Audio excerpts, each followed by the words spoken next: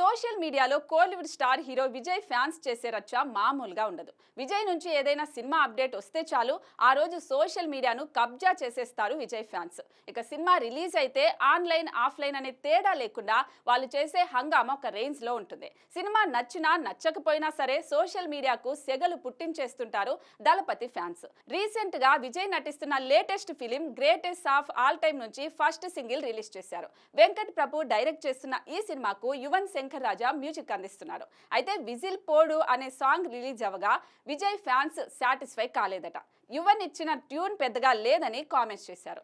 ఒక్క విజయ్ ఫ్యాన్స్ అనే కాదు, నెటిజన్స్ కూడా ఈ సాంగ్ పై ట్రోల్ చేశారు. ఒక రకంగా చెప్పాలంటే అనిరుద్ధ్తో పోలుస్తూ యువన్ ను కాస్త గట్టిగానే ట్రోల్ చేశారు. ఓవరాల్ గా విజిల్ పోడు సాంగ్ అందుతున్న రీచ్ బాగా లేదట.